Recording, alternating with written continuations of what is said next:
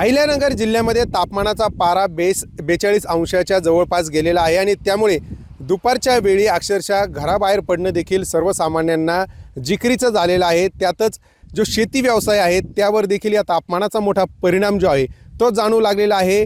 शेतमजुरांच्या देखील सुरक्षेचा प्रश्न आहे। अहिल्यानगर जिल्ह्यातलं आस्तगाव बघितलं तर हे नर्सरीचं गाव म्हणून ओळखलं जातं आणि या ठिकाणी विविध रोपं जी आहेत त्याची बांधणी करण्याचं काम मोठ्या प्रमाणात होत असतं आणि त्यामुळेच या आपल्या मजुरांचं उन्हापासून संरक्षण व्हावं यासाठी हे जे नर्सरीचे मालक आहेत ते अशा पद्धतीने ठिकठिकाणी छत्र्या उपलब्ध करून देत आहेत आणि ज्या माध्यमातून त्या छत्रीच्या सावलीत बसून मजूर जे आहे ते काम करतानाची दृश्य अहिल्यानगर जिल्ह्यामध्ये आपण बघू शकतो।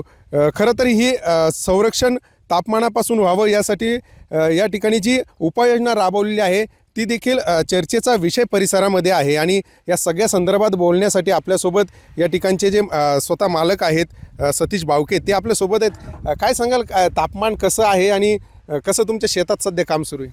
तसं एकंदरीत गेल्या वर्षीच्या तुलनेत यावर्षी तापमान जास्त प्रमाणात आहे। एकंदरीत अवकाळी पाऊस याआधी पडत होते आणि त्याचा परिणाम उष्णता कमी प्रमाणात असायची।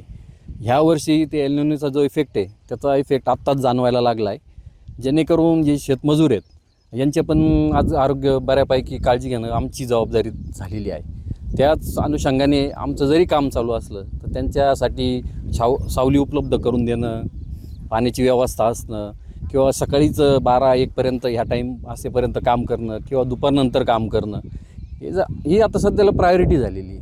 आणि हेच बघत असताना शेतीचे कामंसुद्धा आता रखडायला लागले। ऊन असल्यामुळं दिवसा ट्रॅक्टरनी काम करणं शक्य होत नाही। आता कामाचं जे दिरंगाई होऊ राहिली, पावसाचा अजून पुढं काही बेत दिसत नाही। एकंदरीत अशी सगळी परिस्थिती आहे।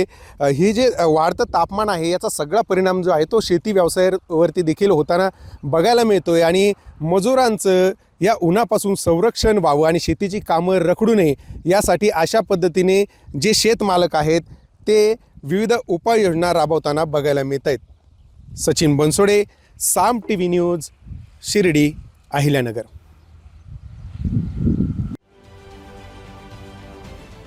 महाराष्ट्रातील सर्व बातम्यांचे विश्वासार्ह व्यासपीठ, सकाळच्या सर्व सोशल मीडिया प्लॅटफॉर्मला लाईक, फॉलो आणि सबस्क्राईब करा। तसंच सर्व नोटिफिकेशनसाठी बेल आयकॉन प्रेस करायला विसरू नका।